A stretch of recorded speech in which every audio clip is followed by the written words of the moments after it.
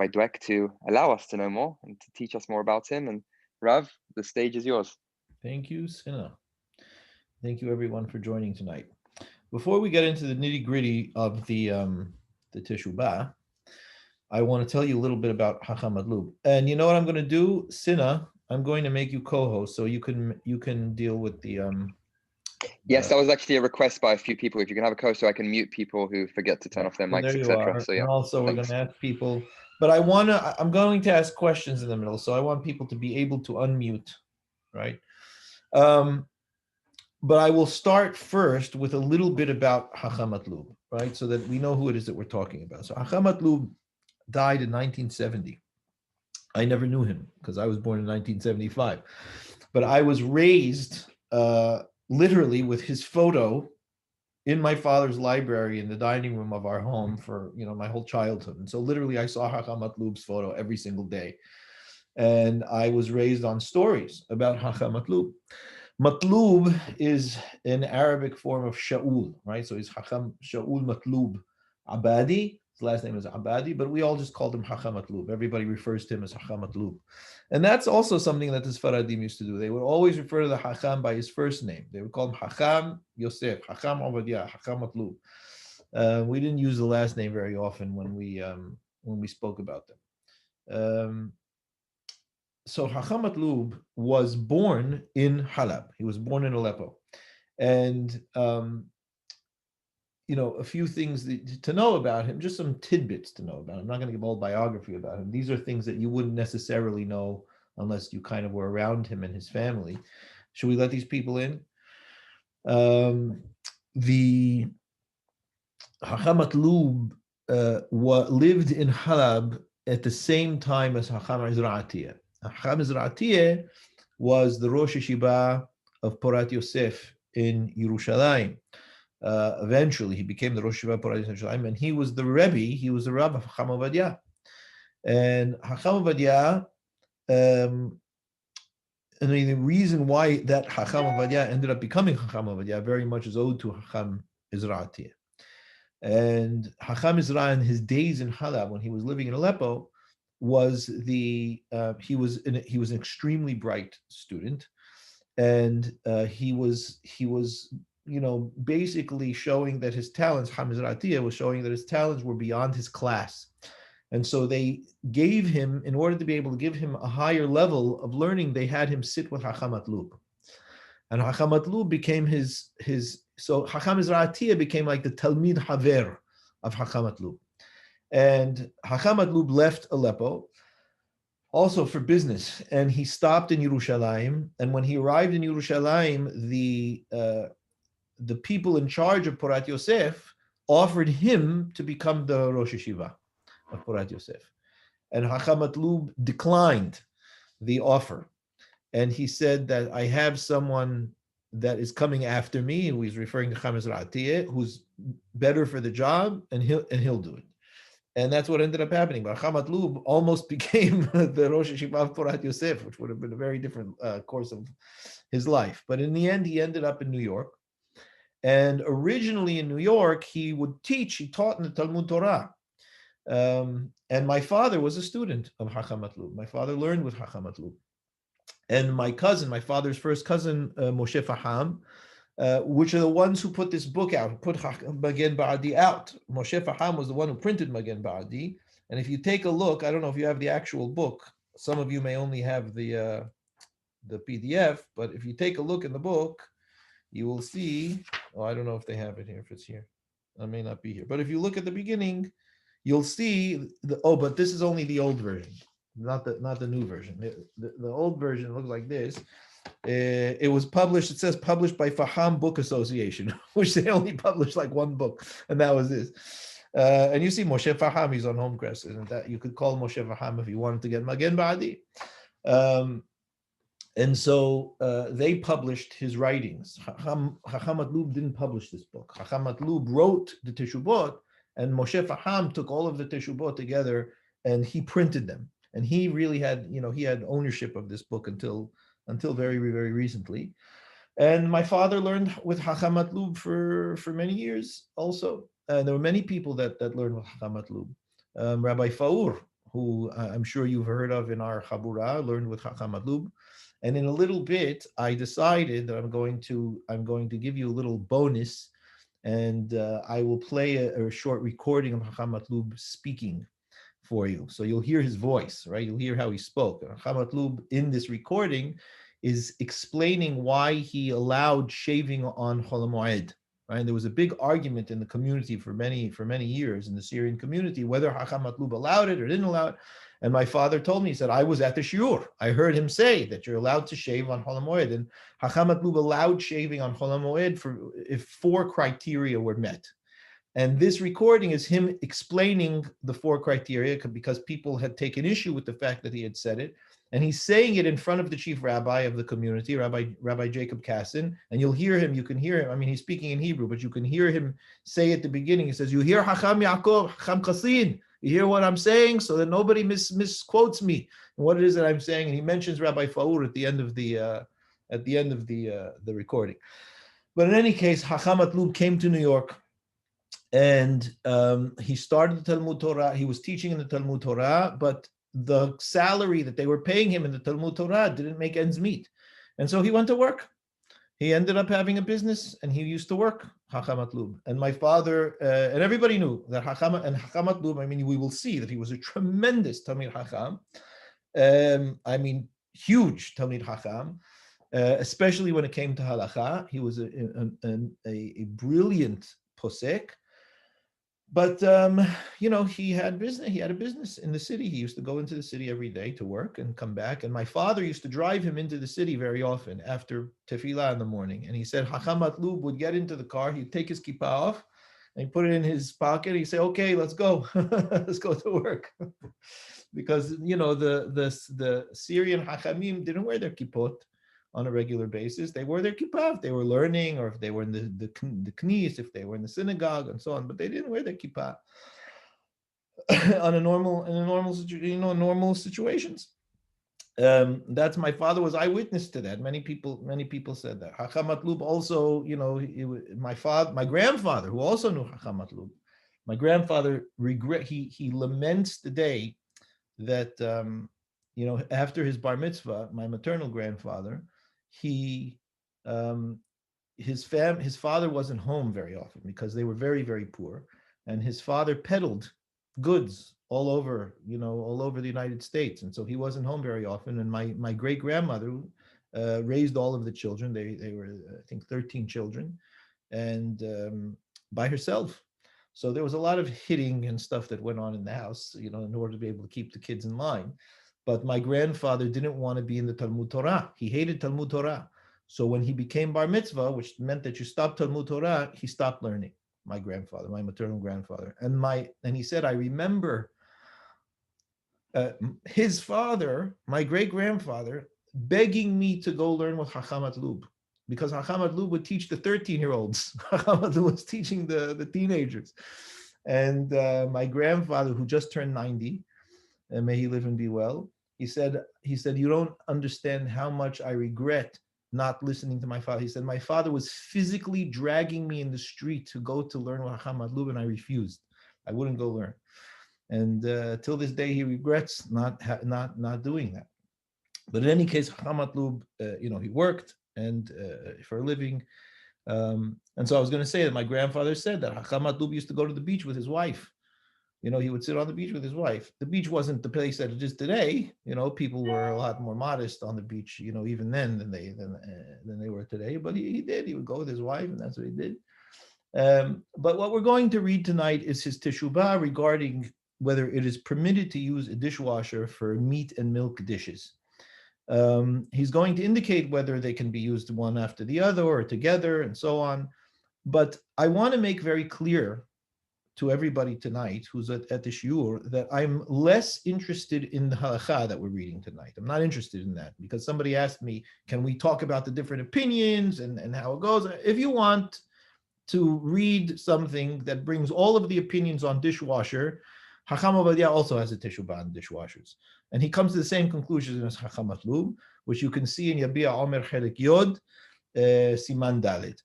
In the Abiyah Omer Chelik Yod Siman Daled, Hacham Avadia deals with dishwashers, and as Hacham Avadia always does, he brings everybody under the sun that ever said a word about it that's worth quoting. So if you want to know about dishwashers, you can read Hacham Avadia. I'm not reading this Teshubah with you to teach you about dishwashers. This Teshubah is coming in a series, and this series is about looking at the approach of our Hachamim. So this happens to be a good Teshubah in order to be able to see the approach. But I'm going to be reading it from that place. So I'm not going to get stuck on the nitty-gritty details of the halakha. I will explain it to you, as best I can in that situation.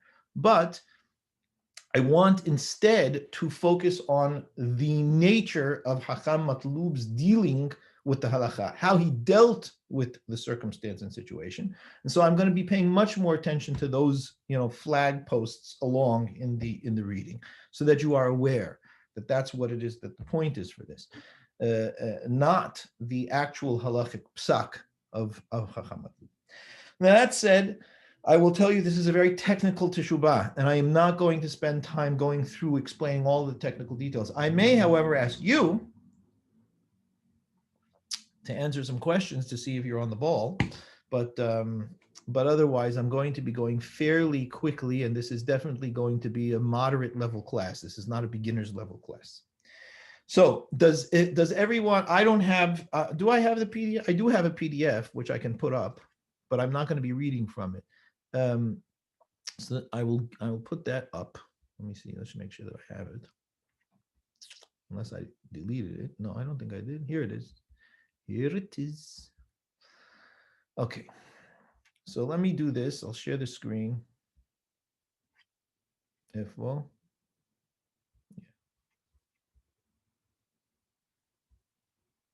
Okay, can you see that?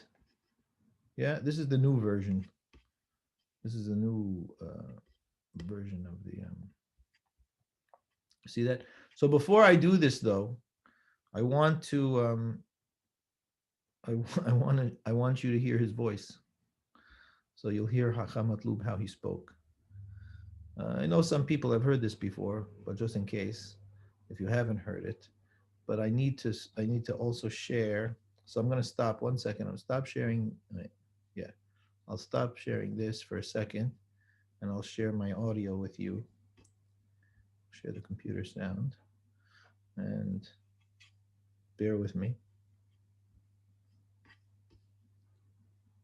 فيش انه رقيب لو بيجي فتاكتي كان عندي اماتي ست قراء بحور المعيد مترجمور حساب قبل 3-4 دبارين بلوم الطعم نداب بحكي سلام حلك عشت معروف بحكي بلوم الطعم نداب بوداشي طريقيات على دي عنيش انه ما يقال لو أني تاتي على دي 4 نائم رتيشي اسمع رب قطيم يا رب كده شلو يعطيكم من دبارين شلو اماتي دبارة دي أقول هكذا مالك ما هو اماتي He says, do you hear me? Do you hear me? I'm not, so you shouldn't say that. فتاكتي كان عندي اماتي ست قراء بحور المعيد مترجمور حساب قبل 3-4 دبارين بلوم الطعم نداب بحكي سلام حلك عشت معروف بحكي بلوم الطعم نداب بوداشي طريقيات على دي عنيش انه ما يقال لو أني تاتي على دي 4 نائم رتيشي اسمع رب قطيم يا رب كده شلو يعطيكم من دبارين شلو اماتي دبارة دي أقول هكذا مالك ما هو اماتي حتى أنا يا ريشون لو علفي عروب بحول الموعد حافي سلام أني بتباكي على الديكان حتى أنا يا الشامي تاريخه اللي هيو قلاه بحرب موعد قلاه إملو قلاه بحرب موعد إمهو قلاه بحرب موعد هذه مثير إملو قلاه I'm not going to explain what he's saying. He's giving the criteria. حتى أنا يا الشيء اللي شيء قم كان تاريخ هيو أتاني شو رجيل قلاه لا تقوم قلاه له عطامني حذير أني 2-4 دباري متأكد إيش يعني هذا برا ريشون دابت دكان. Okay, that's enough. I just thought it would be nice to hear Hacham Matloub's voice if you've never heard him. Yeah, you can hear a very strong Syrian Aleppo accent. Yeah, you hear his Hebrew was very, very, very strong Syrian accent. Okay, let's start with the Teshubah. Sheila, this is the question. Odot hamchona hashmalit erchitzat kelim heidu'ah dishwasher. We're going to talk about this electronic contraption called the dishwasher. This is already in the 60s. He's writing about this. So he says, what's the deal with the dishwasher? Electric. at the bottom of the dishwasher, there is an electric machine, a mamshicha ma'im ha'im la'yora, which pumps water into the yora. Yora literally means a pot, right? But he's saying into this contraption, to the enclosure. And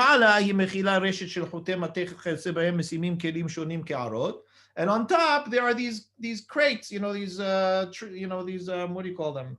Trays that you put the racks, right? That you put the dishes in.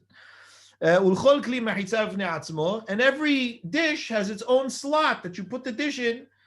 It doesn't touch the other one, which isn't exactly true, but okay. So they put in these slots. There are individual slots. Goes, and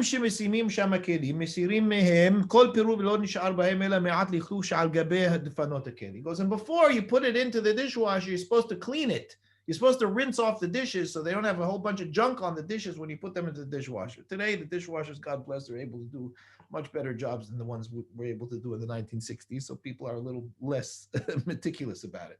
But he relied on this. That's the reason I'm pointing it out. There are things that Hacham Matloub relied on in this Teshubot that aren't so much the case today, at least at the beginning of the Teshubot. Right? So we're going to see that the major reason that people are matir, that people allow for the dishwasher, he leaves all the way to the end. And he goes through this whole thing about what, the nature of the dishwasher itself as it is. I think it's unfortunate, personally, that he went through so much of it this way, but he wanted to talk out and explain the functionality of the dishwasher and how it worked and why it may not be a problem. So he says, look, they don't touch each other, so then whatever dirt is on them doesn't touch each other. V'yesh nashim, this is my favorite line. He goes, there are women, hargilot gam lishtofotam. There are some women that are really careful and they really rinse the dishes well before they wash the dishes before they put them in the dishwasher. Yeah, of course, it's only women who does that. They do this so that there's no fat or no grease that's left on the dishes. After you close the door of the dishwasher, you push a button. And then it starts spraying water in massive amounts all over the dishes, close to 10 gallons of water, in order to be able to clean the dishes. He says, and therefore, now that we've explained how this works, is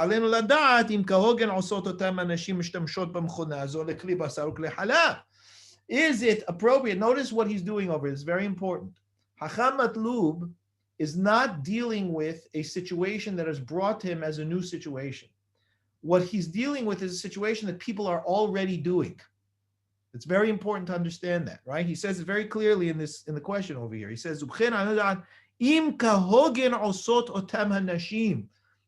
are those women who use this dishwasher both for meat and milk, are they doing appropriately by doing so? That's the question that he's dealing with. Sometimes they use it one after the other, sometimes they use it together.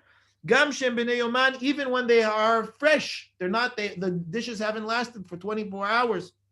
And we know halachically that it makes a big difference if something has lasted after use for 24 hours. Or should we tell them not to? So before we go into anything else, this is hugely important. Because essentially what Hacham Matloub is dealing with is a current practice. Something is already going on in the community. And so the question that Hacham Matloub is dealing with is not, is it mutar to use a dishwasher for meat and milk? He's dealing with a very different question. He's dealing with the question, do the women who are using the dishwasher for meat and milk dishes need to stop what they're doing? Or is there some way to allow it? Is there a way to permit it? That's the question. And that is extremely important because what Hacham Matloub is doing clearly is finding out how to permit it for them. That's the whole Teshubot. And you will see in the Teshubot, he literally says it outright. How do we permit this for them? How do we figure this out, right? So his mission is to sweat to find the allowance for what the women are already using the dishwasher for. And so he begins.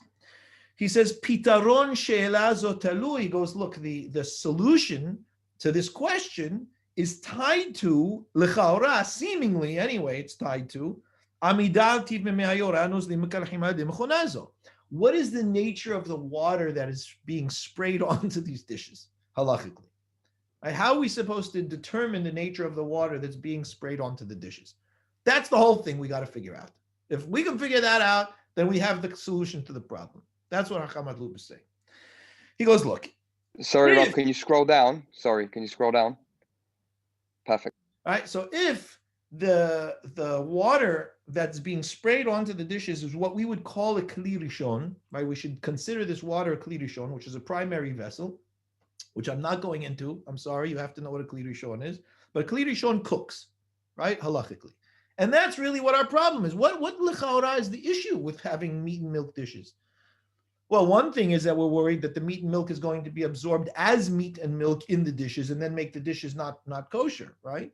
But that's a major problem. Not only in terms of that, we have to worry about, is it going to cook it into the dishes or not? Because we don't say necessarily that just hot water alone is going to be mavliya, is going to cause the meat and milk to be able to come into the dishes. It needs to be a kli rishon. And so we have to know whether we consider it a kli rishon or not. She'im dinam ki kli rishon, because if we consider this water a kli rishon, right, having the status of kli rishon, as the svarat Tosafot shechim acharehem shemechalam rama b'hagaha in Sadiheh, which I'll show you in just a second, because I think it's important to see that halakha Shulchan Aruch. Be'levush bor ha'chayim siman taf nun bet nesarim hakilim shiduchu sham beyachad. According to the Tosafot in the Ramah, which essentially are the way the Ashkenazim are posek, he writes, if the water is kli rishon, if the water is cooking them, you cannot wash these dishes together, afilu b'di'avad. Even if you had already done it, you can't even allow the dishes after the fact. Imhim b'nei yoman, if they are not 24 hours old from having been used. They prohibit this. Yeah? Why? Ki l'da'atam en kan nat barnat. Right? He writes nut barnut, right? Not barnat. Not barnot means noten ta'am bar noten ta'am.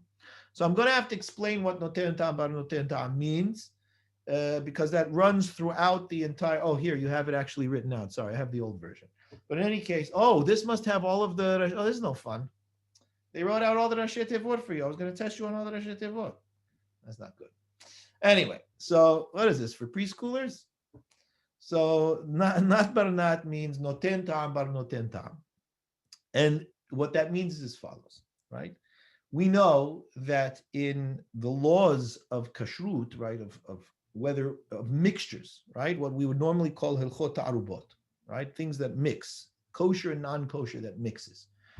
The mixing itself is not a problem, usually, right? The problem of mixing is the mingling of taste. If taste does not mingle, then we don't really have issues.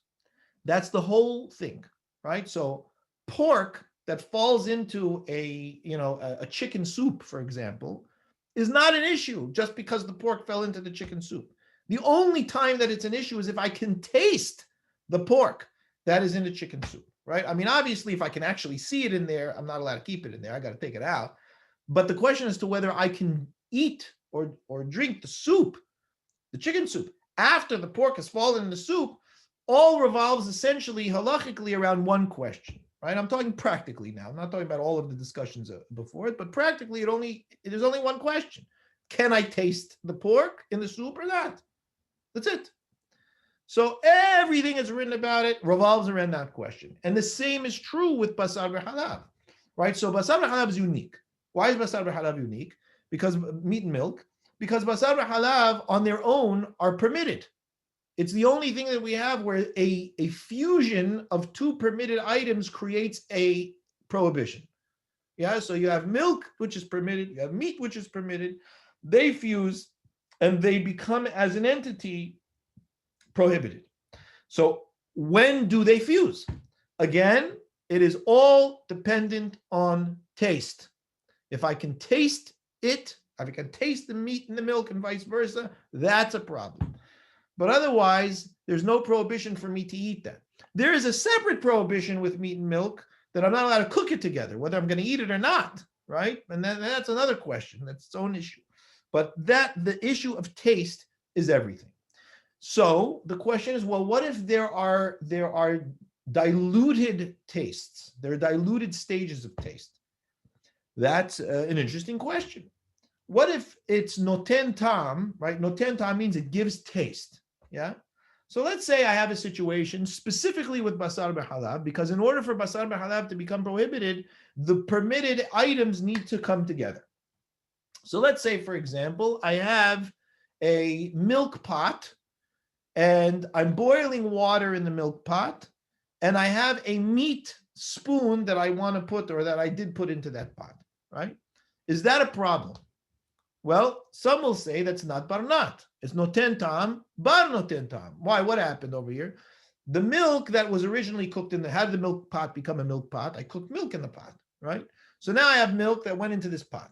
Now if I cook water in the pot, the milk that was in the pot comes out and goes into the water. That's already stage 2. And then the milk that's in the water goes into the spoon. That's stage 3. That's what we call not barnat, right? So there went in once, and twice, and 3 times, not barnat. Question is that mutar or is that asur? The Ashkenazim are mahmir about it usually. The Sephardim are meked with it. So let's look at a halakha and Shulchan Aruch to see it there. That's why I'm saying I don't know. We may need to do this for 2 weeks, but we'll take a look. But it's important to have an idea of what's going on, how Matloub is dealing with it. So let's take a look at the halakha and Shulchan Aruch first. I'll bring that up for you in a second.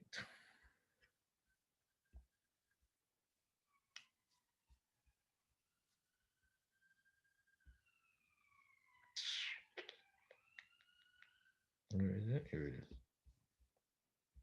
Okay. So this is Shulchan Aruch Yored Atzadiheh. And this is Maran up here, right? So Maran says, Ke'arot shel basar, meat dishes, she'udahu beyorah levet, that were cleaned in a milk pot, right? So you have meat dishes cleaned in a milk pot, in hot water in a milk pot, right? So they're being put in a milk pot that is holding hot water that is yad soledet po, right? That is hot enough to be considered kli rishon. Afilu shenehem b'nei yoman mutar. Even though the milk pot that you're cleaning the meat dishes in and the meat dishes were used with, respectively, with meat and milk within 24 hours, it's permitted to do so. Why? Mishum dehava le noten ta'am bar noten ta'am dehetera. Because what's happening here, any mingling of taste of meat and milk is already secondary stages, right? It's diluted stages. And it's muta, and it's the hetera. The hetera means that what has been absorbed in these pots began as permitted, right? It's not like pork was absorbed in these pots or anything nevela was absorbed in the pots. Everything in the pot is in a state of permission. So the fact that they're mingling through the water is okay. Why? Because the milk pot doesn't have milk in it now. It had milk in it, so milk was absorbed into the pot. Now the milk is going into the water. Now the water is going into the meat dishes. That's already 2 stages. And those stages are permitted as far as Maran is concerned when what we've got mingling is already permitted on its own. So that's called not barnat. And he said it's permitted to do so, even if the dishes are within 24 hours of having been used, which means that the milk absorbed in the milk pot and the meat absorbed in the meat dishes still has, if it has taste, still has decent taste. The 24 hours hasn't passed in order to be able to ruin the taste that's absorbed in each of them. So Vehushi Omar, the only way that this is permitted, however, is when we are dealing with nat barnat. But if we're not dealing with nat barnat, but rather actual milk or actual meat fat that is still on the pots, well, then that's not secondary stage. That's direct intermingling. The food is actually there. We're not talking about taste that was absorbed into the pot. So you have to know for sure, barili, I am sure the person has to say, shelo haya shum shuman davuk b'hen. No grease from the milk or the meat or the cheese or whatever is on the pots. It's all absorbed taste. And if a person is able to determine that, it is permitted to wash these things, to wash the meat dishes in the milk pot, hot boiling pot. Yeah? Okay. And if there was grease on them, then you need at least 60 parts water in the milk pot against whatever fat was on the kara, was on these meat dishes. Why? Because then you have to actually nullify with the 60 parts water. And why is it 60 parts water? I mean, if I said the whole thing is about tasting, What's the 60 parts thing? 60 parts of water is that we assume that if there's 60 parts to any other thing, right, to any element, that 60 is enough to nullify taste, right? There's just not enough ratio for taste to be able to be detected and recognized. Okay, so it's clear what the halakha of Shulchan Aruch is. So that's Shulchan Aruch. That's Maran. What does Rama say? And Rabbi, is that lechatchila, right? That's not a video. Lechatchila. So what does the Rama say? He says v'yesh osrim, as is usual with Isur V'Heter. The Rama says, well, some people say it's not allowed. Afilu en shuman davuk b'hem, even if there's no fat on it. Why? And he brings his tour in the name of the Sefer Truma and the Samak and the Samak and the Sha'ari Dora and so on and so forth. Elaim ken, the only way that we would permit it, the Ashkenazim would permit it, is if one of the kelim inam b'nei yoman. If one of the kelim was already 24 hours old, so that whatever is absorbed in it is already no good anymore. The taste isn't taste. Then you're allowed to do it. Okay, everybody see that? Good. Back to the Teshubot.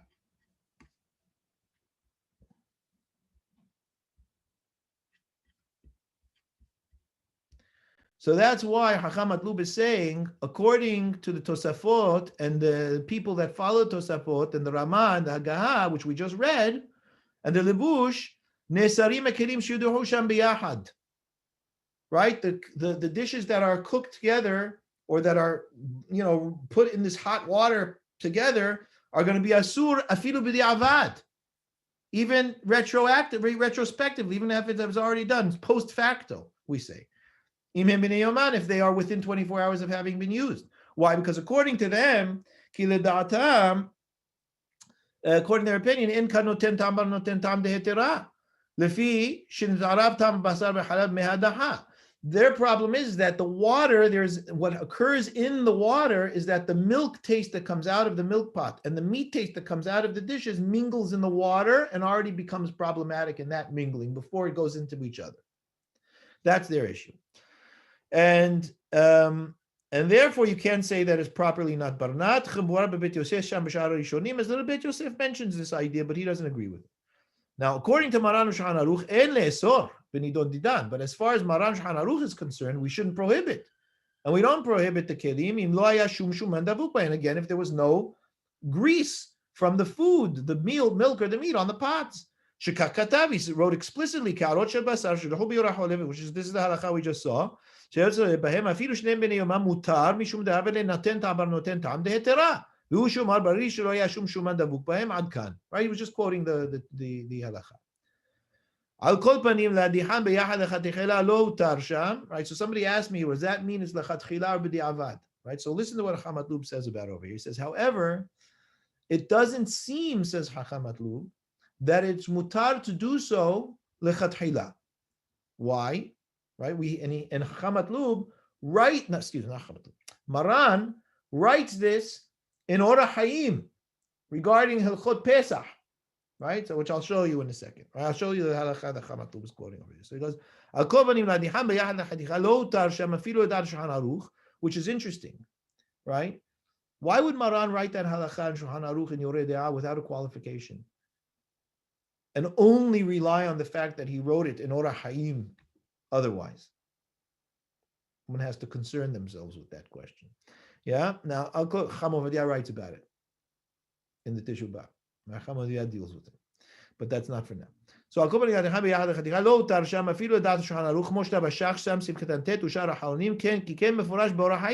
because we see explicitly that Maran in Orah Hayim doesn't allow it lechatechila, as we'll see. Take a look. I'm going to show you over here.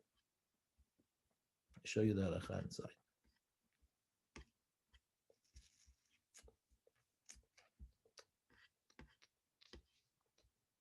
Where is it? Yeah. Here. This halakha. יש לי זהר מלהגעיל כלי בשר וכלי חלב ביחד, אלא אם כן אחד מהם אינו בן יומו. What is that language? What does it mean, יש לי זהר? What is that? Who can tell me? It seems it is not taking that position, Chad Mishma'it, but he is trying to say that you should take that opinion into consideration. So you what does should that mean as far as practice is concerned? What is Yesh li Zahir means what? Don't do it. I think it means lechatchila. You've got to be careful. But No. Whoa. 1 second. I'm asking a very simple question. I want very simple Hebrew. What does Yesh li Zahir mean? You should be careful too. Correct. It means One it's a should chumrah. be careful. One should be careful not to. Right? Does it say asur? No. Is it important that it doesn't say asur? Very. Because Maran was very careful with his language, right? And that's what Hacham Avadia points out. Hacham Avadia says anytime that Maran says Yesh li Zahir, he's not saying that it's asur. He's saying that it's appropriate for those who wish to be stringent about it, but not that it is prohibited from the deen, from the halakha. And that's really what Hacham Matloub means when he says b'di'avad. It's not that it's asur to do and it's only mutar b'di'avad. A person can do it. It's just not advisable that a person does it. And that's exactly what Maran is saying, Shulchan Aruch. And Hacham Avadia points that out in many places, by the way. So that's what he's putting on over here. He says over here, look, you should try not to do this unless it's ben yomo, because when it's not ben yomo, when one of them is not ben yomo, one of them is no longer within 24 hours, then you have no issue whatsoever. So why put yourself into a problem? Why, even though I'm Rabbi Yosef Karo, right? I, Maran, hold that it's permitted to do so, you don't have to put yourself into the situation where, according to the Tosafot and the Ramah and the Sha'arei Dora and all of those guys, you're going to have a problem with. All of those Hachamim, you're going to have a problem with them. So best to try not to do that. That's what Maran is saying over here, right? And that's halakha. So that's why Hacham Matloub is saying, look, even according to Maran, it's not the best thing. The interesting thing is that the women that are doing this already, is that considered b'di'avad, or is that considered lechatchila? It's a good question. How Hacham Matloub would consider, as we shall see. Okay.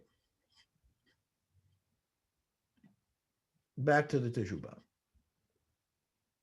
So here he brings Maran, and he says, Yesh li zahir, can everybody see? Yesh li zahir milag'il kile basar kile halab bi'ad alim ken aham mehem meno ben yomo v'ayen sham pri hadash. Im ken efo mechona zo lechaora in takana le'adiach b'ad ahad kile basar halab v'lo da Shulchan Aruch. He goes, look, it seems like even according to Maran, Shulchan Aruch not supposed to do this with the dishwasher. Unless you know that some of the kelim are not. What is ehad mehem minam ben yomo? Got a ton of dishes in there, right? I mean, what do? 50% of the dishes? No, one of the dishes. which dish is not ben yomo? It's not so easy. Okay. You have to also make sure that there's no grease on any of the dishes. In that situation, if you know that they're not bnei yoman, then you don't have to worry about it. דבן יומו מותר שמקבל טעם פגום, ושאינו בן יומו גם כן מותר לקבל נותן טעם בר נותן טעם דהיתרה. Okay? So he says, look, not only that, we're talking about using it together. He says, the reality is, גם לשותפם בזה אחר זה בכלי ראשון שניהם בני יומן נפל מחלוקת בין מרן ומורם. Because the reality is that even to wash them one after the other, when they are within 24 hours of having been used, is a problem. And there's an argument between Maran and Moram. Who's Moram? The Ramah. So what does that stand for? That's correct. But it's like it is the Ramah. What does Moram stand for? Morenu Rabbi Moshe. That's it. Morenu v'Rabbenu Rabbi Moshe. Which the Chacham Avadia always said. He said, we show greater respect to the Ramah than the Ashkenazim. He said, because the Ashkenazim just called him Rabbi Moshe Serlash, Ramah. We call him Morenu v'Rabbenu Rabbi Moshe. Yeah, we showed him great kavod. Okay? Maram Moram Zal, Debechata b'Hagah, right? What did the Ramah write in Hagah? He says, V'davka shuduhu b'yachal b'kli rishon, ava b'zeh achar zeh chulei hakol sharei. Muchach debavka shuduhu b'di'avad sharei. Right? So he's saying, if you look at the language of the Hagah, he says that if they were, the problem is when they were washed together, right? But the Ramah and the Hagah, he said, but if they did it one after another, hakol sharei, it's mutar. So he says, what do you mean if they did it one after another? They did it one after another means if it was done that way, then you can use the dishes. The dishes are not prohibited. Muchach, so from that we say that it's only if it was done b'di'avad sharei, but you shouldn't go to do this intentionally. according to Rama. Afilu b'zeh achar zeh. V'kacha mefurash b'sifro darkei Moshe. And he writes it explicitly in the Darkei Moshe, Rabbi Moshe says. V'ayin sham eteh b'shach sif katan tet zayin, gam sif katan gimel v'du. But as far as we're concerned, as far as, in terms of how Maran deals with this, he said it's clear that if you're washing them one after the other, you don't have to worry about it, even lechatchila, even if they're within 24 hours of having been used. The Magen Avraham explained Maran to be that. Magen Avraham says, if you wash the meat and milk dishes together, what does it mean to wash them together? It means washing them together in the same pot and where the water is not 60 parts against whatever is absorbed in them, in the dishes. That's what Maran means, is the Magen Avraham is saying. Even though the Ateret Zahav said that when Maran writes in the Shulchan Aruch the word together, he didn't mean together davka. He meant even that one after the other. That's not how we understand Maran. Not like the Ateret Zahav is saying. He's saying Elahu adim b'zeh harzeh na'agilin shleim b'nei yoman lo k'magen Avraham kvar lahadev harav mahasita shekel. The Rav Mahasita shekel argued on the Ateret Zahav. He said no. Maran in the Shulchan Aruch when he says together, he means together, and not when they wash them one after the other. One after the other, he doesn't have an issue with. Okay? When the Maran, Shulchan Aruch specifically said biyahad together, he meant it. That together is the issue, not when they're washed one after the other. You can see in the Kavai. So now take a look at this line. I'll stop here for a second if there's any questions before we go on to the next thing. Otherwise, we can go on to the next thing.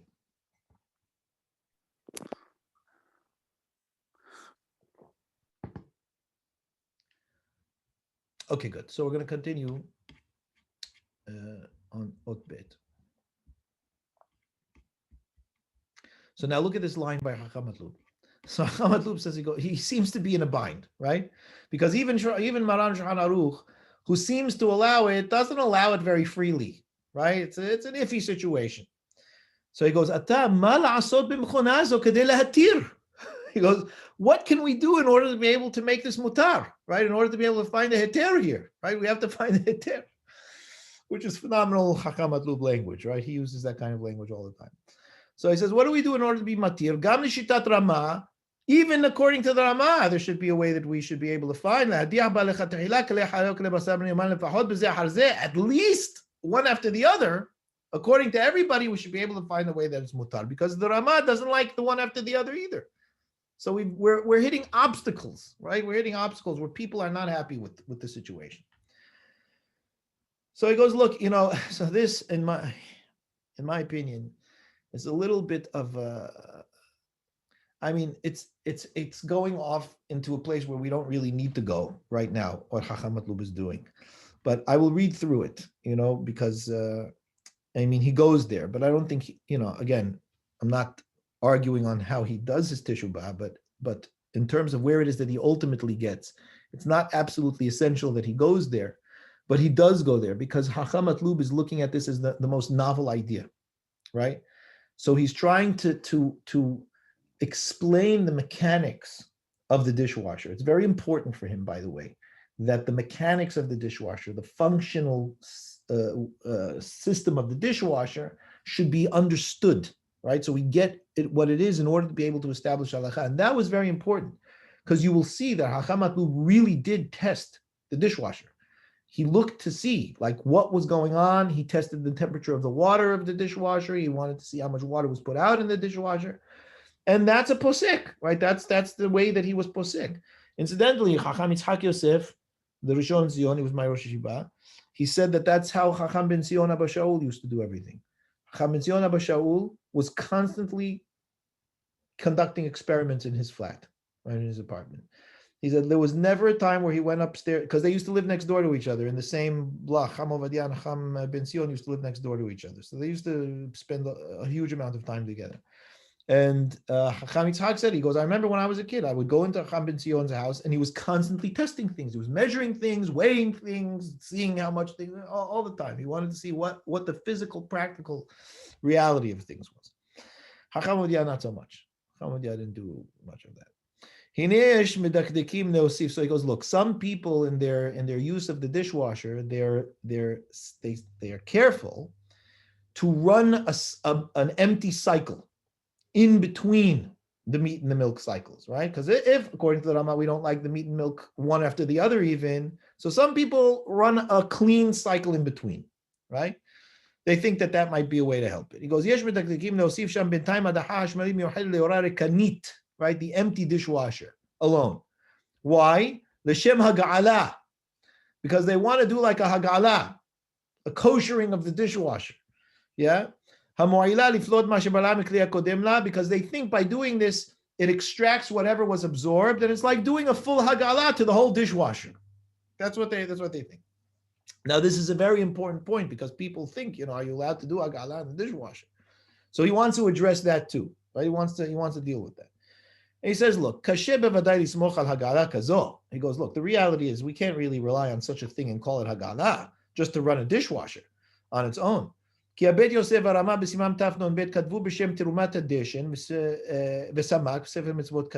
does it stand for? Shin Pei.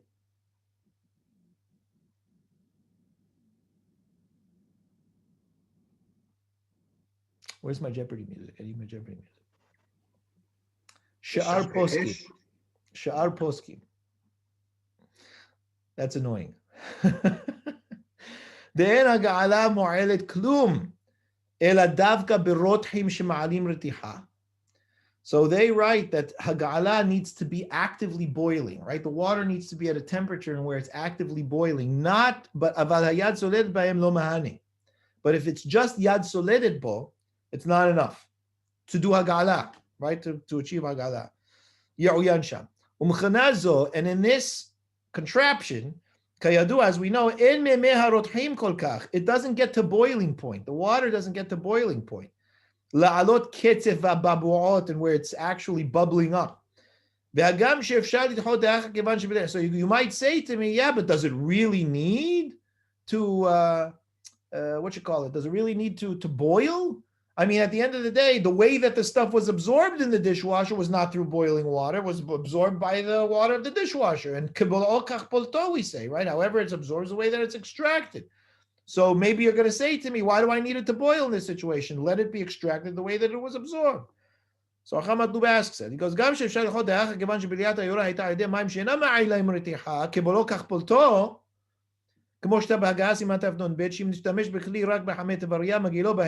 the Rama writes, he says, if you used dishes in the hot springs of Tveria, you can kosher them in the hot springs of Tveria, right? It's the equal temperature. He goes, still there's a problem with it, says Matloub. What's the problem? He goes, well, first of all, the problem is, according to the Rama, right, Mashta Magen Avraham, at least, lehagil kle halav lechol bo basar oivcha ha'olam noagim isur badavar. And it's true, the Ashkenazim don't do this, right? That if a person wants to take a meat pot and do hagala to the pot so that he can now use that for milk, the minhag is not to do it, right? So that's for the Ashkenazim. Chacham Ovadia says that it's according to Sephardim, it's mutar to do that. You can change pots back and forth all you want. It's not a problem as long as you do proper hagala. The Ashkenazim usually will only, if they want to do it, will only wait till Pesach when they kosher the pots. And if they kosher the pot, then they can use it afterwards. They'll use it afterwards, Pesach or something else. So that's the first thing he says. He goes, anyway, you shouldn't be using the dishwasher, a hagala cycle of the dishwasher between the meat and milk. People don't like to do that. Harama b'simam tafnon bet katav nagu shelo gal shum kli ben yomo. Not only that, there are people who don't like doing hagala to kelim, to pots and pans and things that are within 24 hours of having been used, right? You might have heard this, right? They'll tell you if you're going to kosher your pots for Pesach, you should make sure to wait 24 hours before you kosher the pots, right? He goes, that's not a good idea. And here they're doing the cycle right in between. People don't like that. V'im ken. So he says like this. He goes, no,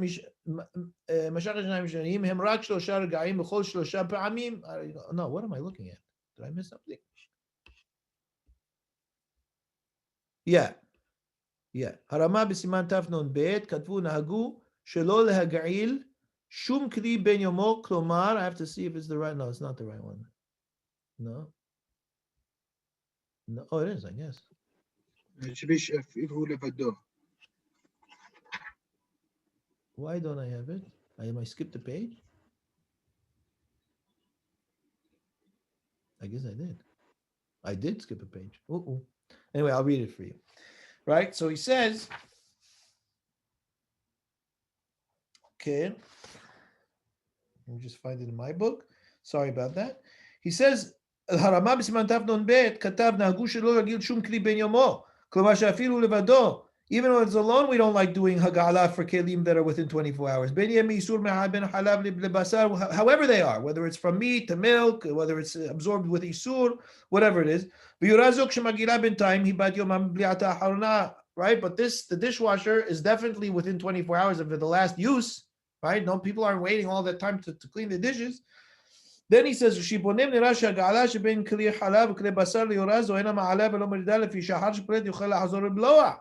he says, look, in the end of the day, when we think about it, the hagala between the milk dishes and the meat dishes in this dishwasher doesn't really help, doesn't make a difference. Because after it gets absorbed out of the dishwasher the first time, right, you're just going to use it again in the same pot to clean again. It's going to be reabsorbed into the dishwasher.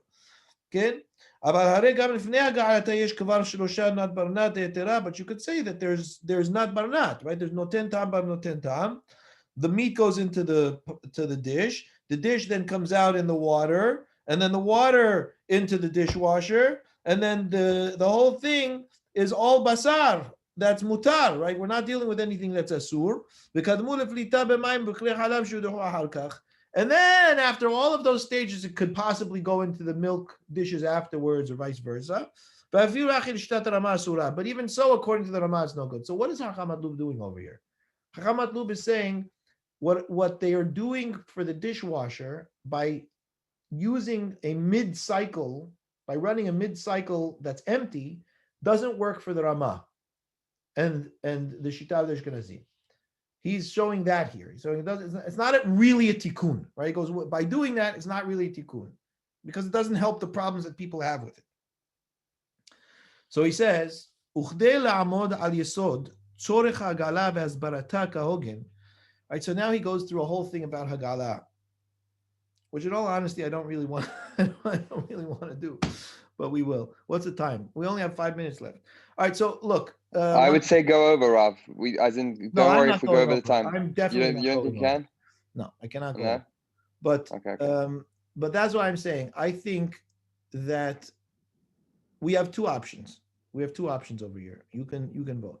We can either continue as it is and continue next week and do the entire Teshubah, or I can jump to the portions of the Teshubah that are significant that Hacham Matloub writes and do that now. And if that takes some time over, then I'll go over. You can vote. I'll be honest, or you because can make of the an calendar. executive decision as the president. Because of the calendar and what we've got with the scheduling and stuff. I think it's best if we get to the summarizing the crux, and if anyone has any questions, then we'll go into detail. Okay. So I want to show you that he writes over here. Where am I? See, I'm even going to show you that he writes that it's not essential. Right? Notice what he says over here. He goes, look, all this that I just wrote out, Kol ze katavti leRavaha de Milta. The Ravaha de Milta means all of this I wrote just to expand the issue, right? Just to expand the details.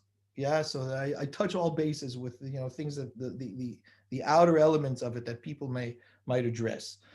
Yeah, so there's things that he goes through in order to be able to talk about Hagala and whether it could be used for Hagala and so on and so forth.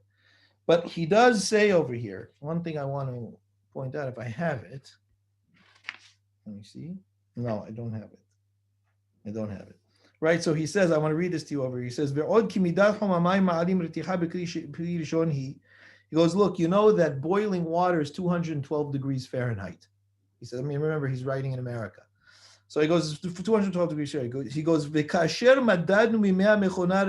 goes, and when I measured the temperature of the water in an average dishwasher here, yeah,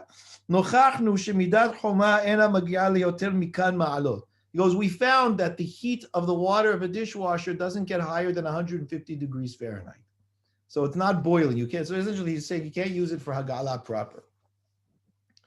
Okay. So I'm going to bring you now to Othe, right? So Othe over here, he says like this. He says, all the stuff that I just wrote out, hagala and boiling and all of that, he goes, he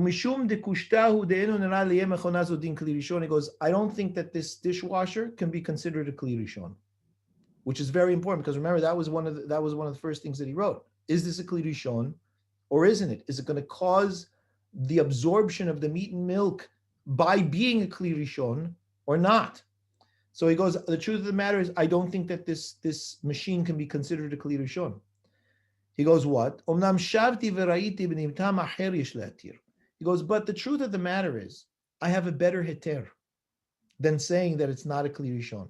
Now, it is important. It's important to realize that the kli rishon question is a very important question, because as we're going, we will see that there's a little bit of an issue with this next thing that he brings to be matir.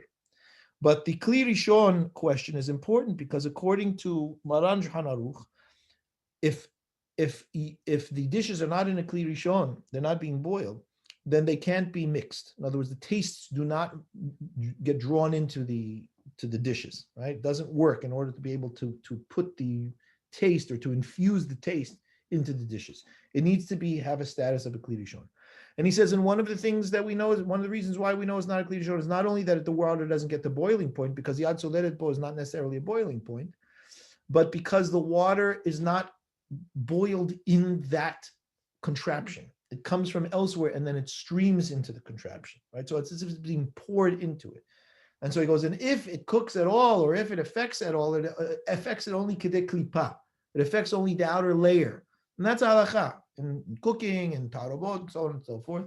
Because irui mi kli rishon, pouring from a kli rishon, cooks whatever it is that it hits kedei klipa. And then he says, and if that's the case, it's only the kedei klipa, then there's definitely 60 parts water to the outer layer of whatever it is that's there. That's really in essence what he deals with in the area that we didn't read.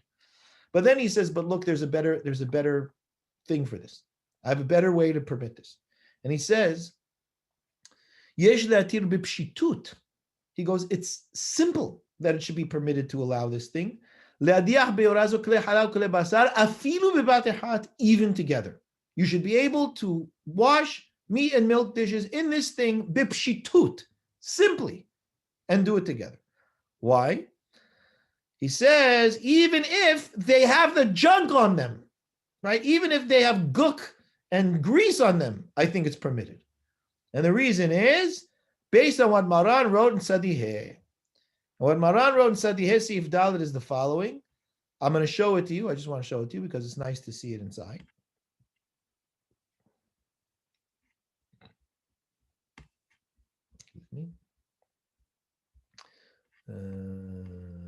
Yeah. So Maran writes that he goes Yira'eli, right? What does it mean Yira'eli?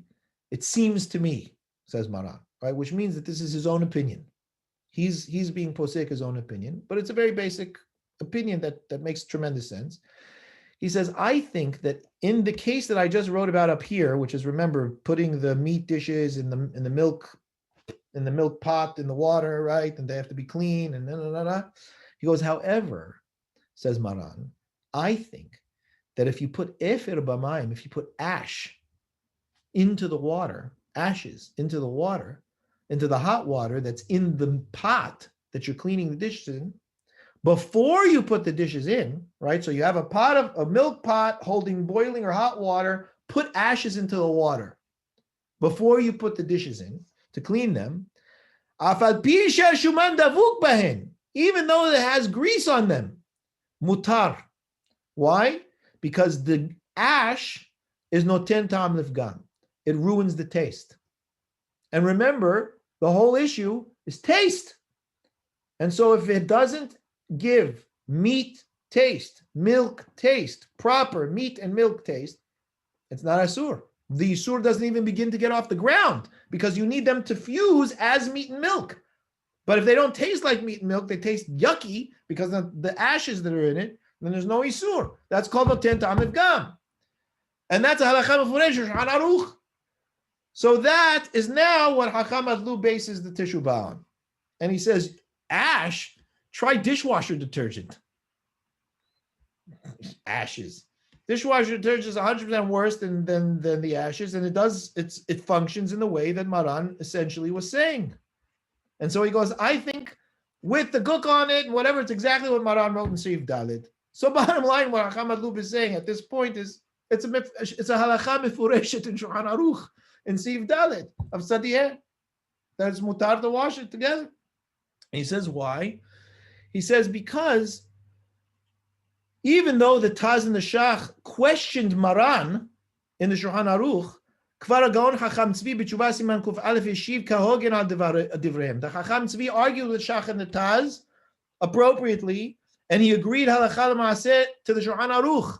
Why is Chacham Matloub saying that? What's wrong with Shulchan Aruch? Why can't he just say Shulchan Aruch argues with the Shach and the Taz? Because he also wants to show that he believes that even for the Ashkenazim this is mutar. Right? He wants to show that this is mutar, right? So the Chacham Tzvi allowed it, and he argued on the Shach and the Taz. And so he says, "Da'efer v'chen aborit pogem," because it ruins the taste. V'chen yetir b'pshitut tzemach tzedek. The tzemach tzedek is who? Lubavitch, right? He was one of the Lubavitcher Rebbes. The tzemach tzedek, Lubavitch. So he writes in Siman Tzadi Aleph, Harid kemochen. He also said that as long as you have soap, the borit, he peguma meod. It's horrible to taste. It's not even, it can't be tasted. You can't consider it food. And therefore, Baal Knesset Gdolah, who wrote the Knesset Gdolah? Rabbi Yoshua ben Vinisti wrote the Knesset Gdolah. Ubagahot Bet Yosef Ot Memvav Katav, Ken, where are we? Katav. I don't remember who these are.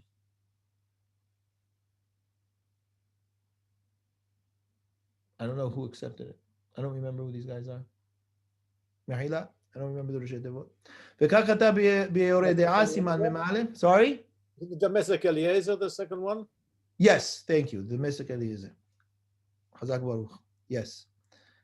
וכן רבנו חידה בשיעורי ברכה אשר הביא כנגד זגודה החמיר כשניהם בני יומן משיג לעניין הלכה ענן עתקה דרש כלותה סבחינן דשלמים וכן רבים סוברים כדעתו ומה גם דפשט מנהג כדעתו ז"ל כמו שתב הכנהג שנהגו כמרן עד כאן לשונו.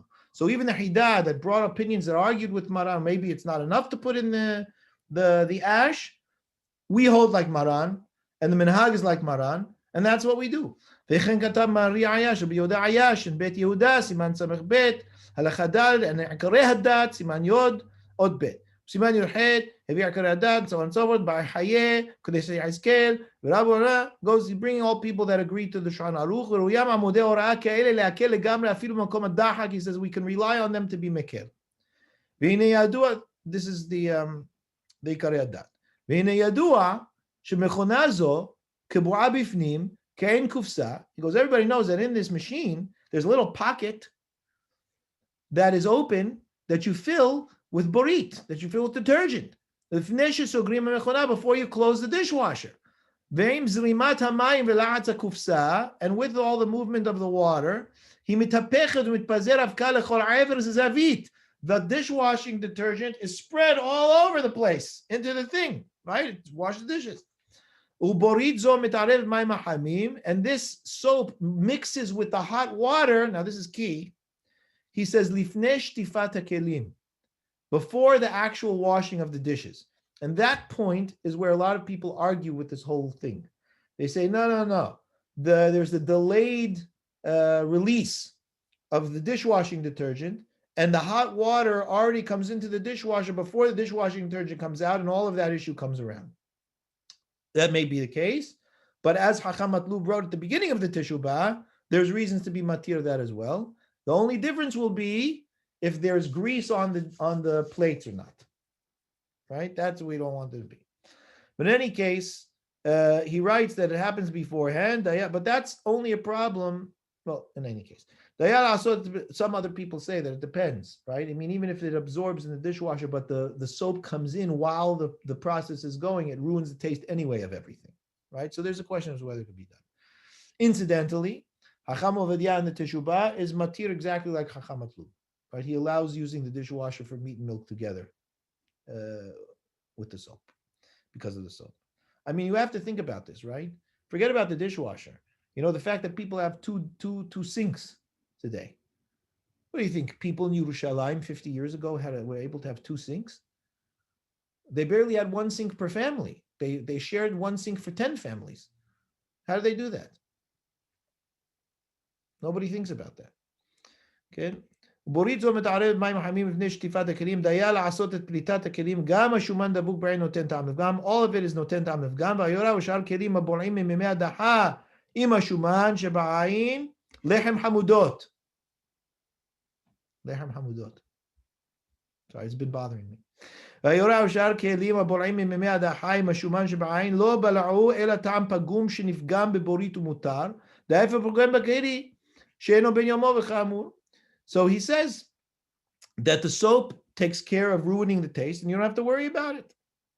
And the dishwasher and all of the kelim and so on and so forth that are absorbed with all of this water that is washing them and with the grease, it's all pagum.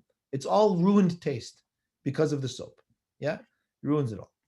He goes, it's the same thing, by the way, to wash the dishes in the sink. You can wash meat and milk dishes in the sink together too if you use dishwashing detergent with them, if you wash them with the soap. Okay? Even if they're within 24 hours and they're dirty. If you put the dishwashing stuff on them immediately. Right? That's why everybody comes into my house. They ask me, where's the milk side or the meat side? I tell them there. Because, I don't want to bother. But that's the reality. You don't need a meat and milk sink. Hashalom, everybody gets so nervous about it. What's going to happen? Oh my goodness. It's none of it. It's all pagum. The whole thing is pagum, especially today, the way that we use it. He goes,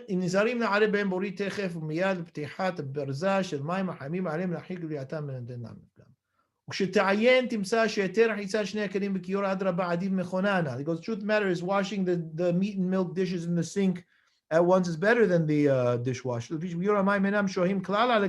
in the sink, the water doesn't sit on the dishes for a long period of time. You wash them and you scrub them and it goes through the drain. The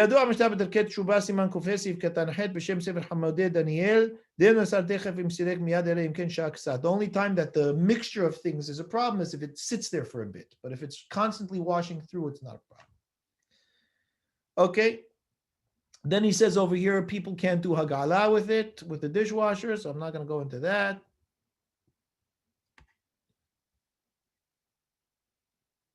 I'm not going to do that. Yeah, I'll show you this. I want to show you this.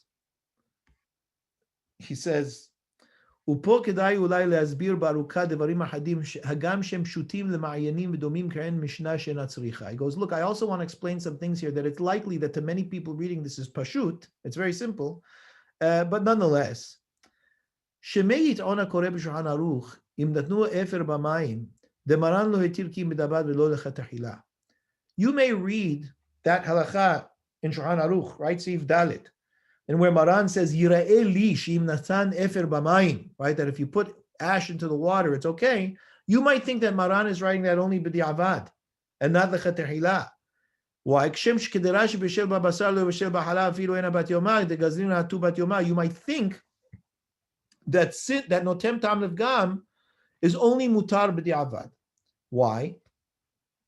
Because we say that as far as dishes that have been used, let's say, with let's say, something that's been used with something that wasn't kosher or whatever the case may be, yeah. So you say after 24 hours, it doesn't taste bad anymore. It doesn't taste good anymore. It tastes bad.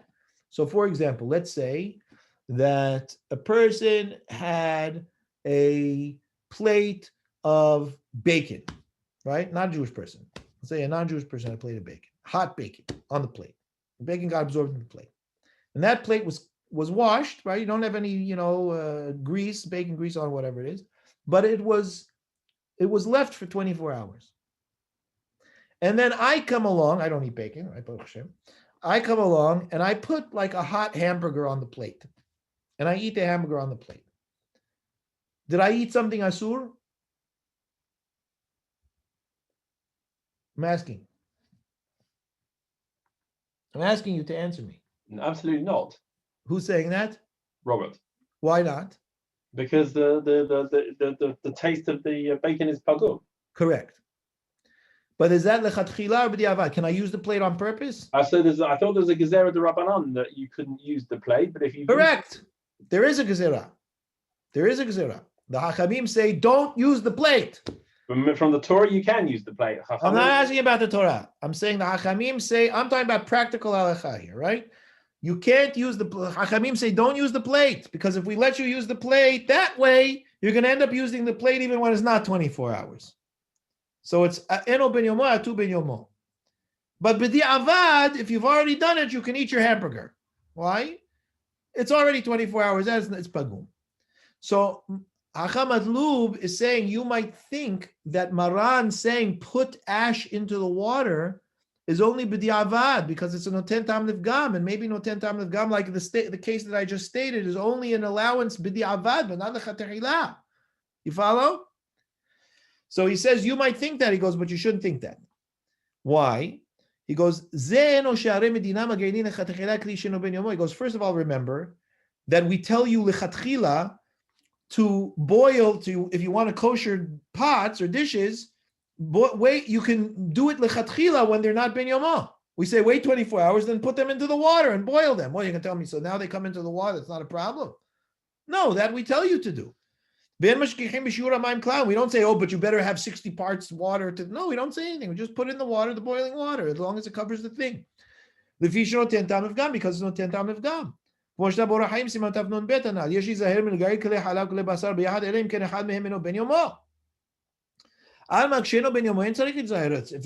yomo, you don't have to worry. This is a very important Ran. Rabbi Nisim, listen carefully. The Ran says in Perek Kol Sha'ah, lehag'il keli she'eno ben yomo bekli asur, right? Afal pi shechozer u'bole'a en bekach klum. He says to do haga'ala for a kli that is past 24 hours, right? In a pot that is asur, right, where it's been past 24 hours, it's not a problem. And the Ran is saying, V'im tomar im ken mahu alnu betakanazo. If you say, well, then what's the point of the takana of it being 24 hours? If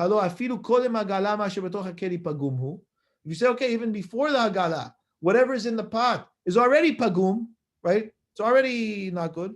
And even so, you need to do the hagala. Why don't you just say it's fine? Why do you have to do hagala on something that's past 24 hours? Lohi, says the Ran. Ran says, no, why? Because there's a difference. This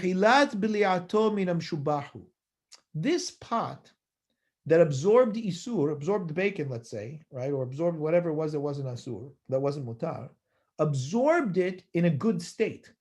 In other words, its taste at the time that it absorbed it was good, and it was asur, and then it went into eno ben yomo. That's when we say you have to do agala, don't use it on purpose, only b'di'avad, and so on and so forth. But if what was absorbed into a dish, pot, what have you, was pagum to begin with, it doesn't begin to be asur. There wasn't asur, so it didn't absorb isur, because something that's pagum is not asur. You follow? That's the Ran. The Ran is making a very important point. He says, and we consider it when it's absorbed in good state, we consider it to hold that state until it's pushed out. Basically, because Hachamim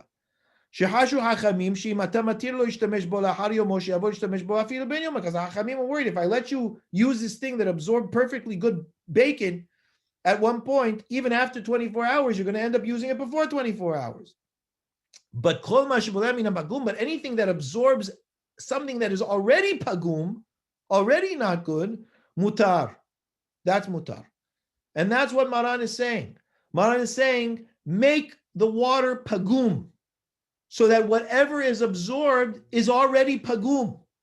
You follow? And with meat and milk, it's fine because meat and milk is not asur until it mixes. You follow that? Right? So that Chacham Matloub is pointing out over here, which is important. Further,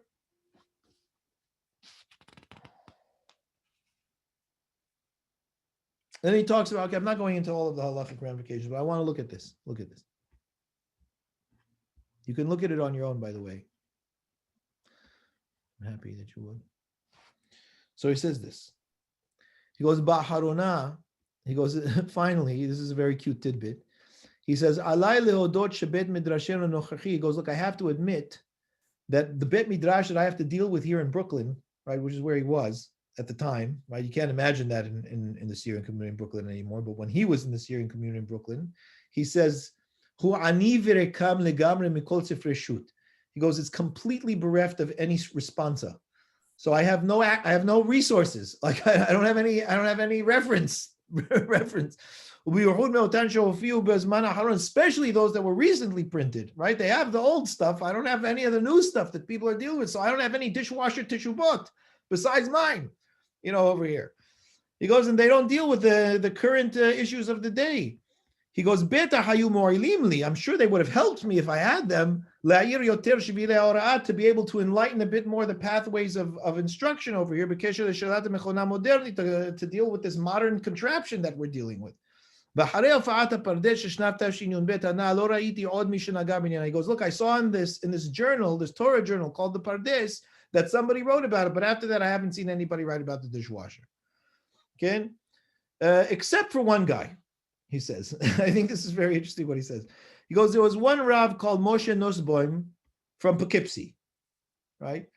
And what he wrote in the Maor, which is another Torah journal, in Shnat Tafshin Kaf, in Chodesh Nisan, Bekitzur Rav, he wrote very minimally. He didn't express himself or explain himself. And all he did, he goes, Bekitzur Rav Yoter Midai. It was too short. He says, he didn't write anything. Right? And he did with this tremendous outpouring of anger. Yeah. He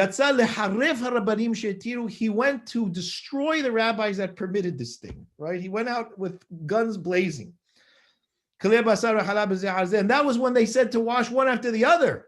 He still killed them. And I want to apologize to his honor, right? The Rav from Poughkeepsie. Miklal ka'as bali de ta'ut. From his anger, he made bad mistakes. Yeah, and that he got so angry, he made mistakes. In halacha, in what? Shel pratim shonim, in various details that he got careless about because he was so angry. And not only that, he forgot an explicit pasuk in which divrei hachamim benachat nishmaim, that the words of hachamim are heard when they're spoken softly and calmly, as it's written in Kohelet.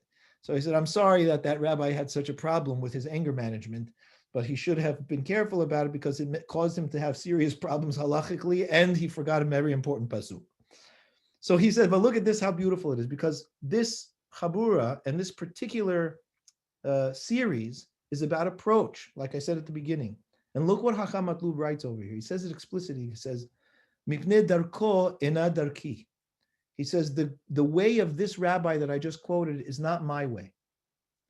Betam ha'eter sheli lo mitam otam harabanim. He goes, and the reason that I found to permit it is also not the reason that those rabbis permitted it, that he smashed. Since his way is not my way, lo ra'iti tzorech la'atik devarav. I didn't see a need to copy his words down.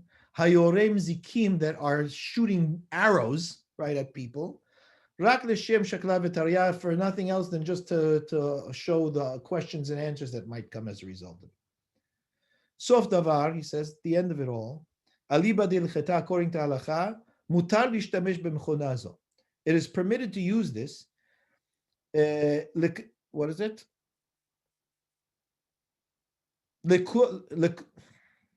Why am I getting a brain freeze? He says, mutar to use the machine. L'rchitzat kol hakelim afilu biyahad v'em b'nei yoman. You can do this even together with all of the kelim. Hen lanu asfaradim v'hen la'achenu ashkenazim. You can use it whether you're Sephardi or Ashkenazi. And so Chacham Matloub is convinced that it's permitted as it is. And he says, lekotzer da'ati. He's saying, according to my own minimal knowledge, it's mutar. That's what it stands for. It's his anava. So he says like this. Harotzeh le'achmir. Now this is my favorite paragraph in the entire Teshubot. Listen carefully.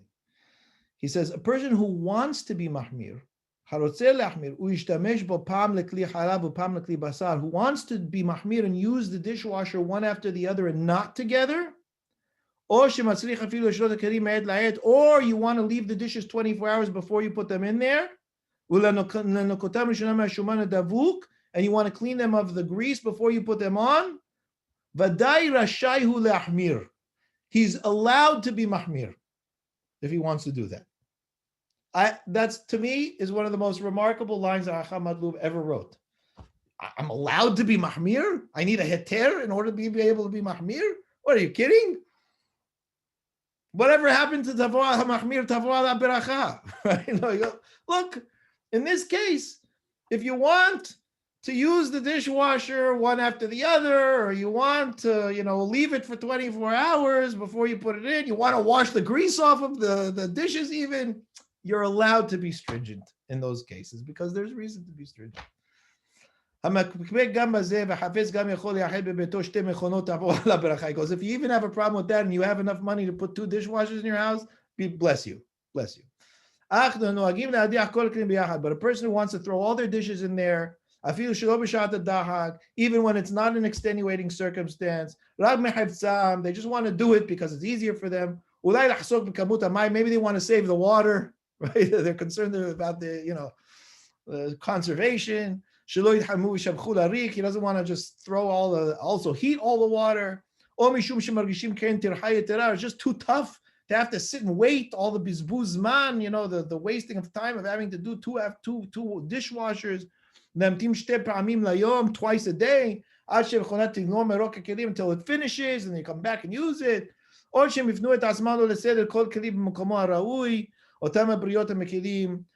people that want to be lenient, they have definitely what to rely on. Ilan gadol, a great and massive tree to lean on, right? A sturdy, strong tree to lean on.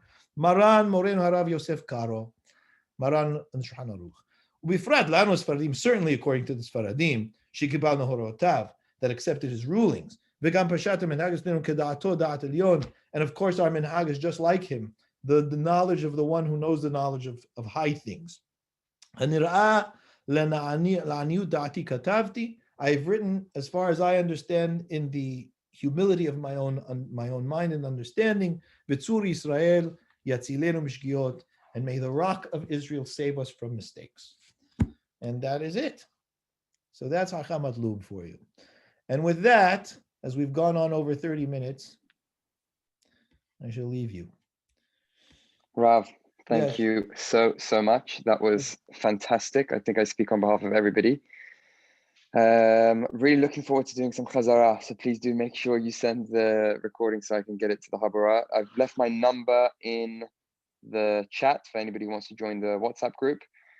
See you all next week. We have Rav Kada giving shi'ur on denominations, the Sephardi and Ashkenazi approaches to denominations.